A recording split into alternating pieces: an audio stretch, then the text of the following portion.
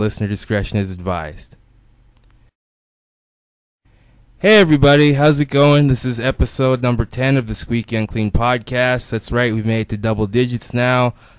Still not legal, because if we were, it would be 19 episodes, but soon enough, hey. We're actually bringing back an old friend this week. This is just an audio podcast, so you guys can take this if you're in the car, walking the dog somewhere, don't want to listen to your girlfriend or your boyfriend bitch at you, making up some excuse to get out of whatever. This is a great time waster. It's a really great conversation. I've known this guy for about 5 years. Really funny guy, very charismatic, has done a lot for the disabled community, not just in Windsor, but around the world and across Canada. He's the man. He's the guy that basically got me started in radio. So here is the second interview that I've done with Cam Wells for the Squeaky Unclean podcast. Here we go. In front of a live studio audience. Meaning that it's just Cam that's here. Oh, sure. Blame the cute one. Oh, you always take credit as the cute one, man. Well, I just got to go by nature. Of course. Showing facial expressions during an audio recording, that's totally going to work. I got a face for radio. What can I tell you? You do. We both have faces for radio, if that's the case, man. Yeah, but your face, wasn't it transplanted? I know, to be awesome and sexy and beautiful. And modest. Let us not forget modest. Of course modest, and completely modest and humble. A nice piece of chocolate like myself.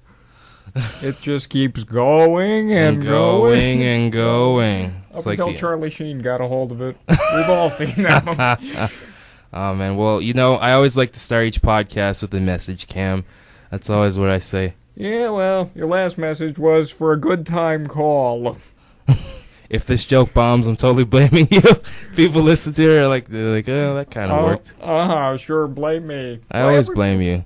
When do I not blame you? Well, it's usually you blaming me, though, isn't it? That's because you're always guilty. I'm always guilty and I'm always late. I can't even say it's a black thing because, you know, like if I had NOS on this chair, I would be able to go faster. I told you, get Professor X's chair. It's much more fun. I know, then I could control it with my mind. Wouldn't that be awesome? Oh, yeah. That'd be the shit, man. Of course, I'd always want to be Gambit. He had cooler powers. Better catchphrases, too. Oh, absolutely. So joining me in the studio is a good buddy of mine, Cameron Wells, who I've known for 5 years now, ever since I was 18. Holy crap, we're getting old. Hey, Sonny, what's that you said? We're going to become like the senior citizens on The Simpsons, like one day. That's going to be creepy. I'm old. Gimme. Gimme.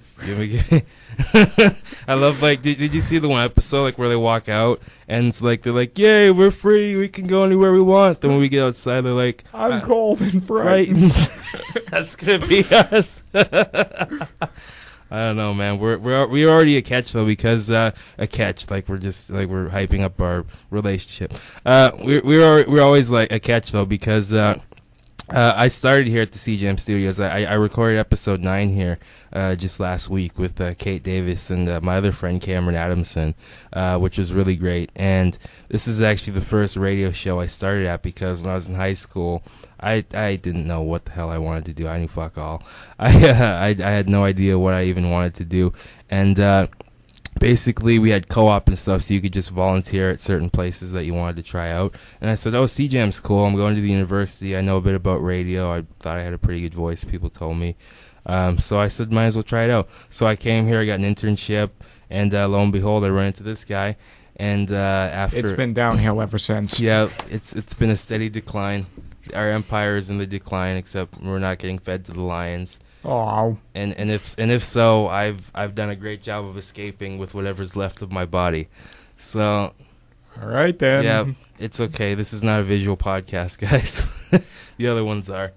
But yeah, no. After I started, then I ran into you, and I didn't even know what your show was about. So for those of the listeners who haven't watched the other podcast, tell us a bit about what Handy Link's about and what was the inspiration behind it.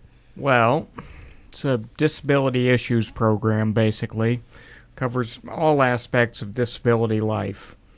Years ago, when I was studying journalism at St. Clair, station's then program director approached me about doing a show, which I couldn't do at the time because I was doing a field placement, doing public relations for a disability group. Fact of the matter is, if you look at something like a sports page, you look at a traditional sports page and tell me there's an equal amount of disability coverage. I almost see literally none. Like, you literally see none in a lot of mainstream sports coverage, because I feel as if the reason why people won't look is because a lot of people just like to do it just because it's the quote unquote right thing to do. Oh, we'll give them their games, it'll be fine, just let them have, you know what I mean? Like people don't say it directly, but sometimes that's the sense you get. It's like, we're doing our part, everything's great. Whereas there's such a disconnect between those who work with people with disabilities and who have disabilities to those who don't. And I bet you see that on like a consistent basis. I mean, giving some coverage, the Paralympics, Special Olympics, we all know it. But it's just tossing a turkey bone. These games, they go on every week, same as their able-bodied counterparts. The fact is, these athletes push themselves 10 to 20 times harder, and when they're out there, it's just a freeing experience. They're not thinking, oh, this might hold me back, or that might hold me back. They're just looking at it as they're out there doing what they love to do. Yeah, and I think the reason why I was lucky enough to co-host your show, especially co-host your show, obviously somewhat of a bit of comic relief because you and I have a bit of a banter. We do? Yeah. Why didn't you tell me sooner? I know. We could have done something about it.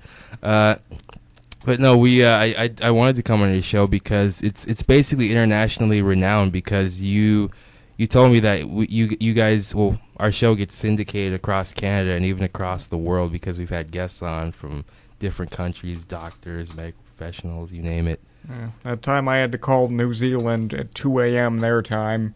Well, they weren't too happy about the long-distance bill when finally came in. No, yeah. we usually get, because it's true, we can, a lot of the times we do make calls from the studio and for like other countries, and it's not always the best time. They're like people in there with like their sleep pads or whatever, just be happy they didn't take NyQuil, so they can still be awake. Half the time coming in here, you've taken NyQuil. Yeah, that's what we call it. It's a euphemism, folks. Yeah, wink.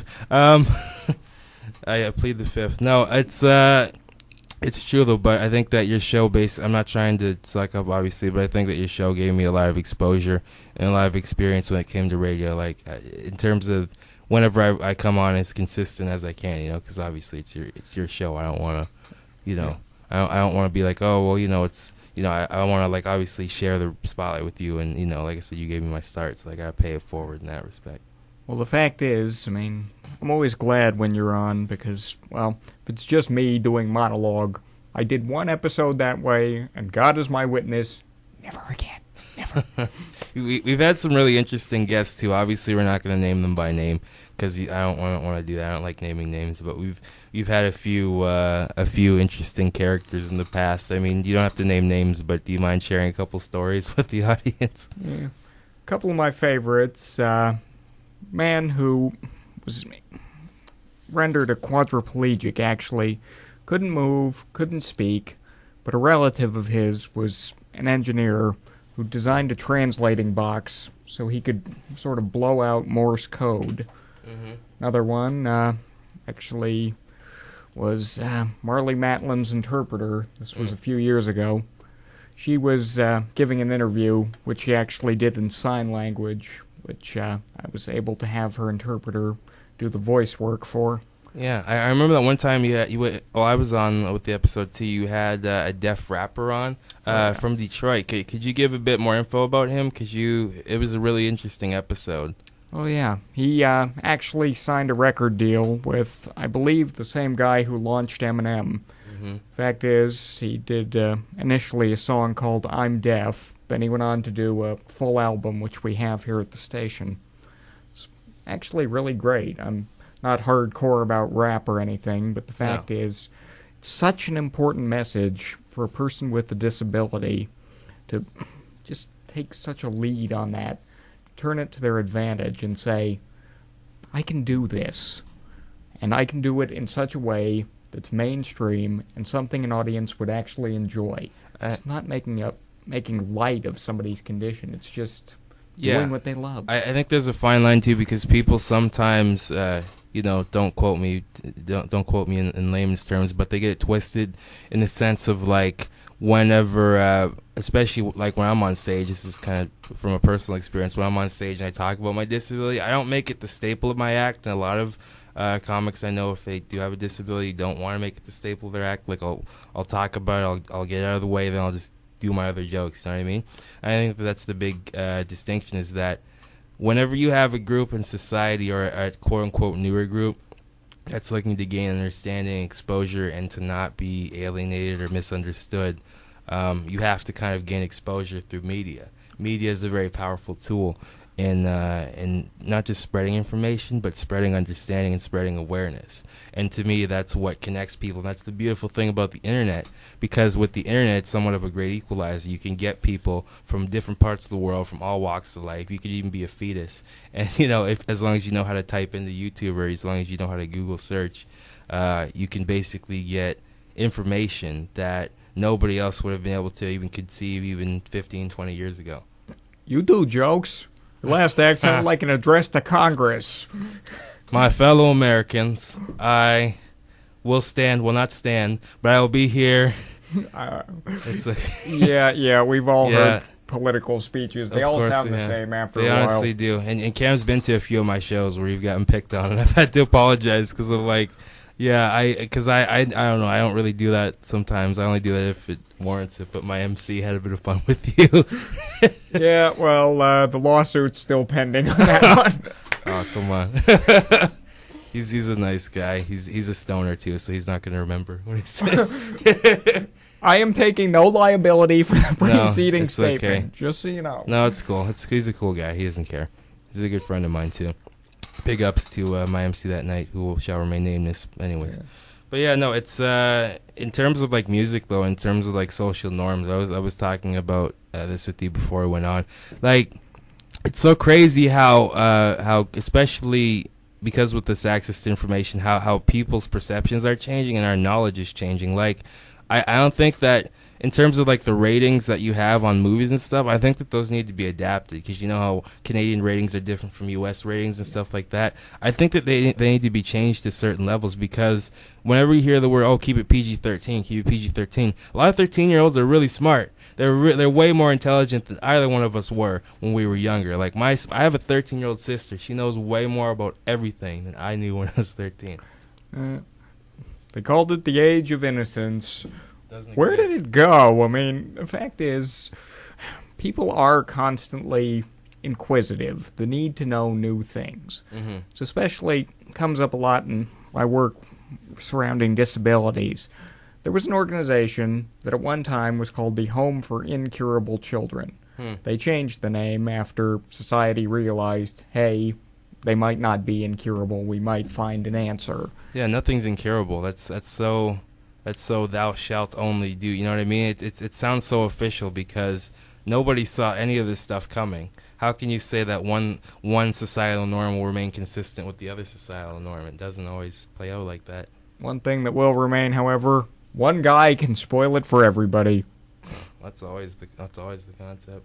Yeah, but the fact of the matter is, young people are, in fact, learning more than, in my opinion, than they should in some cases. I mean, the fact is, you should enjoy youth and just the experience of learning these things, but it should happen incrementally, I think. And people like to blame certain mediums, like they like to blame video games or rap videos and stuff like that. They only blame the popular ones. Yeah, and only the popular ones too. First of all, if kids actually would hear like good underground rap or like any good underground music, which there's a ton of, I think that has a different message than a lot of the mainstream stuff that you hear nowadays. This is just my personal opinion, but I think that a lot of the times the mainstream stuff only goes to obviously whoever's funding them. You know, you get big advertising dollars thrown at you, you have a price on your head. Once you have a price on your head, you kind of have to do the whole dog and pony show and do a few tricks, and stuff like that. And as a result, kids get a mixed message because they're still kids. Their brain's still developing, Like I said, when I was 13, I had no idea how sex even worked. I didn't even know what was going on. I didn't even know... I literally knew nothing about even what it was like to be an adult, yet you're getting all these subliminal messages being pumped into your head, because you're watching it, and most of the time... your family's not around, or your parents aren't around, so you don't have anybody sitting there saying, "Hey, this is mostly bullshit." They're just doing this so they can sell, and appease their advertisers and make a quick buck. When really, it's fucking with a lot of kids' brains because they don't know what's getting in there. You know what I mean? I think that's the biggest issue. All right, now that we've segued into Dave, the mini-series here. Sorry. Well, fact of the matter is... You can cut me off when I start ranting. I apologize. You had a good point in there. If they were to hear, like, good rap, like, for example, the rapper that we had on the show a while back. Fact is, his work is his medium. That's true. But the fact is, if it contains a real message, a real bit of content, if it's not just yo yo yo homie yo, it's really something. Absolutely. And like I said, you can still talk about those, like, stuff like that. You can still talk about relationships, you can talk about sex, you can talk about love, but not even just about doing it seriously. You can have a message. You can even take sort of a different point of view. That's what I guess being an artist is about. It's about showing people a different point of view that they never saw before, and awakening, not necessarily awakening, but just presenting a different point of view, and maybe something that will inspire further other forms of art. You know what I mean? Yeah. Fact is, there's an old saying, truth is in the middle of perceptions, meaning we have to be flexible and willing to look at things from another's point of view. That doesn't make our standpoint necessarily wrong. It just means that we have to accept the fact that others may have different ideas along these lines. Yeah. Now, the openness to that, it's really the first step towards understanding your fellow people. It's one of the perks of living in a quote-unquote democracy, which is what we do have at our core. You know, people can make different arguments and stuff like that as to where we're going and stuff like that. That's a whole other issue for me. But, you know, in terms of music, I feel as if music, especially at its core, can do a lot of things. Whenever you hear that song that means the world to you, it inspires you to do other things, and, you know, Theme from Rocky. Rocky. Hey, yo, Mick, I gotta do this right now for Adrian, you know, this guy. Yeah. But it can really be a medium for a lot of things. It can, in a sense, open up a lot of outlets. I just think that when you throw uncreative people who are just out for money, in a sense, what they like to call in Hollywood sharks, when you get people who are just out for the money, out to just appease themselves and to appease their advertisers and what stocks they have in it, then it taints the art. Then it taints the whole message, man. Like, as soon as you find out, for me especially, when I find out, like, some of my favorite artists had, like, a price on their head, or they do these stupid commercials just to make a quick buck, doesn't it sadden you a bit? Because you're like, they're not actually doing it for the art, and it's too bad that they have to make money that way, like, especially if they fall into tax problems and stuff like that. Well, that's the thing. I mean, an artist should stay true to their ideals more than anyone. Mm-hmm. And if you look at all those, like, extreme groups that complain about one form of art, whether it be visual or audio or whatever, they only target the most popular ones, the most recognized ones. It's a way of getting them into the public eye, I think. I mean, take video games. Mm-hmm. Today's, some of them are bad, yes, but if you look historically at some of the older ones, you'd find that the concept is just as bad, just as graphic as anything. And people still blame video games back then too. It's like, why does nobody blame the parents? How come the parents are not to blame? Like, well, you can't exclusively blame the parents. I mean, the fact is, I go by the old saying, all the suspects are always guilty, but the challenge is determining who is guilty of what. Oh, yeah, every case is different. I'm not saying that you can blame the parents all the time, but I feel as if a lot of the times, even just being present in a kid's life has such a big impact on how they develop. And I think that, I think that it's the biggest problem in terms of, like, why quote-unquote kids behave deviantly and stuff like that, and why they know so much. I don't think it's the kid's fault, because I said the kid's just trying to figure out his place in life. That's what everybody's trying to do, is figure out your place in life and where we kind of stand.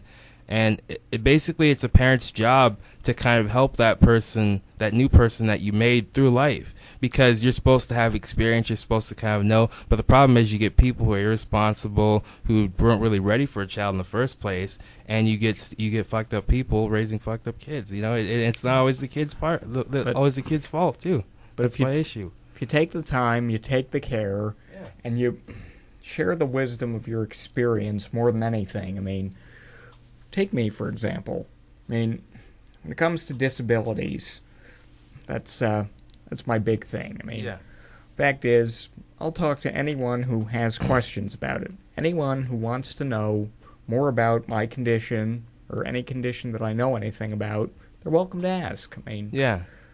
that's the thing. If we as a society take some time and just share our experience and talk about things in an open and overall respectful manner, we can really start to make progress. I mean, if you highlight one key aspect of something, it can turn into a bigger issue. Yeah, well, but the thing is, like I said, you don't make that the premise of what you do. It is what you do because of the show.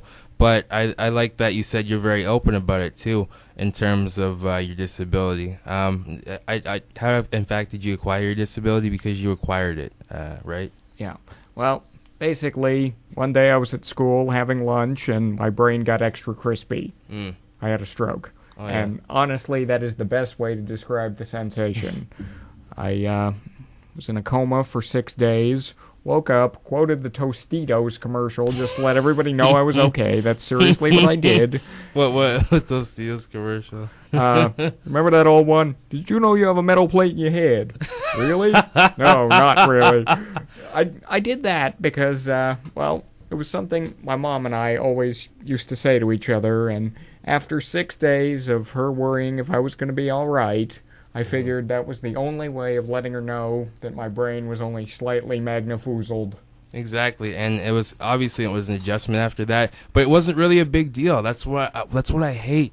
People make such a big fucking deal whenever you have a disability or anything. They're like, oh, you must be so brave. It's like, no, I'm just living my life. I'm just trying to get laid. I'm just trying to pay off my student loans. Shithead. I'm doing everything everybody else wants to do. You know what I mean?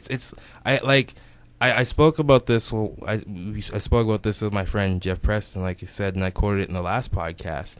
Most people have this distorted perception of what disability is, but to me, it's a lot like a lot of the other quote unquote isms, or like with a lot of the other movements. It's subjective to the person. It's subjective to whatever the person wants, because essentially, what you want is the pursuit of happiness, whatever that may be. You want the pursuit of whatever it is you want in life, whatever it is your goals are.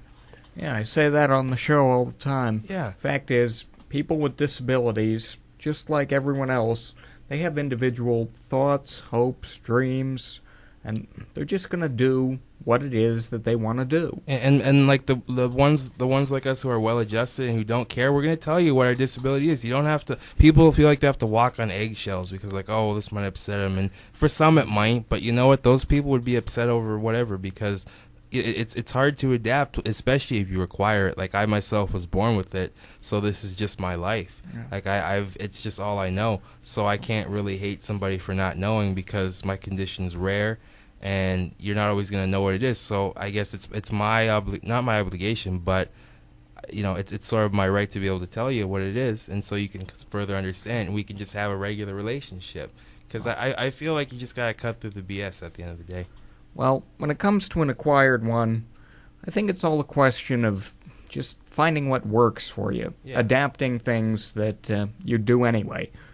For example, I can play almost any video game one-handed. How? I just arch my hand across the controller. Wasn't easy at first, but I learned to do it. You. Well, the fact is, one thing that really stands out for me is times I was learning to walk again. My sister used to just tell me, if you need help balancing, ask for it. If not, you're on your own. And gradually, little by little, it just became more and more who I am. And really, I mean, I can imagine my life as it might have been had I not had the stroke.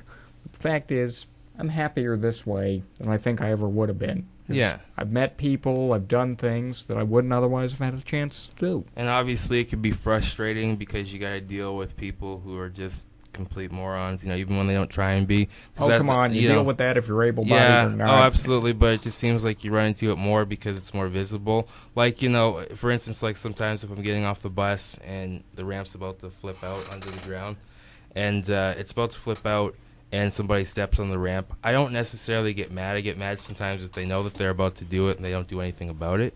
But to me, you can't get mad at somebody for not knowing. That's my biggest thing, you know. Sometimes people who have disabilities get mad at somebody for not behaving a certain way or for not knowing. I don't think that reflects reality, though. I think that, like I said, it's an individual thing, and that's how you got to treat it. You just got to wait and hope that people will have the wherewithal to keep an open mind. That's the most important thing. I mean, not necessarily jumping to conclusions about what something is, just taking a sort of a wait-and-see approach and saying, okay, this person is acting this way. There may be X, Y, and Z for causes here. Mm-hmm. I also think, too, you can tell a lot about what people laugh at, too. And, like, especially, I don't know, I keep bringing up comedy, sorry. But yeah, nobody laughs at yours. It's somehow you do, for whatever reason. I'm being paid, okay? Yeah, we totally paid him off. There's somebody, there's like a little elf that just keeps handing him 20s, and like, here. All right. Yeah. The elf money person.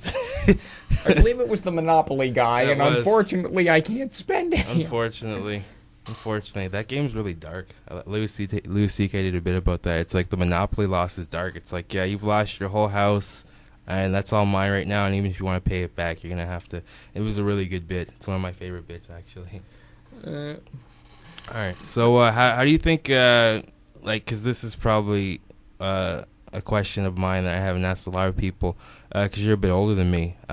Hey, Sonny. I know. You're like the Yoda of radio for me. Advice. Good. I give you now. Oh, learning you are. I guess this is just a personal question for you. As you've gotten older and adapted with the disability, has it gotten easier? Has it gotten more difficult because, you have to deal with more adult stuff? It's just something I more got used to. I mean, Yeah. at first, as a kid, there was some teasing involved. There was a guy who used to try and stick magnets to my leg to see if it was real. When I was young, that bothered me. What a dick. But as I got older, I got to realizing that, hey, this guy's not going to be in any way important in my future, so I should just live and let live. You better learn how to pump gas, that's all. Yeah. The best thing I think I can do is try my very best to educate and not to judge. Yeah, which is hard to do. I mean, yeah, everybody wants to get angry, fly off the handle when somebody makes trouble for them. I mean, you tried to mow me down when I cut you off at the Coke machine the other day. But, oh, I did? Yeah. I actually did that? When did I do that? You figure it out. I can't remember, honestly. It's probably because my brakes are shit, and this chair really sucks. First sign of senility, memory loss. Don't even... Damn it, that's why I'm getting old.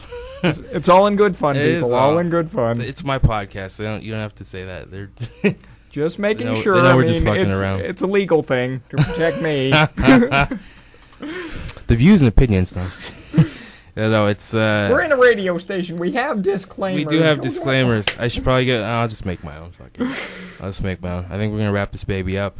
I appreciate you coming on, man. Not a problem. I hope I didn't. No, absolutely. Too much. Absolutely not. We gotta do this again. This has been the Squeaky Unclean podcast, everybody. We're gonna have some future guests in the next week or two. Like I said, these are gonna be more consistent. Thank you so much for listening. We're gonna try and have 2 visual podcasts and 2 audio podcasts per month. So stay tuned, and we'll let you know. Thank you, Squeak Freaks. Thank you all, everybody that's listening to this. Take care. Peace. It's been fun on a bun. Sure has, Cam. It needed saying, all right? It did. All right. See you guys.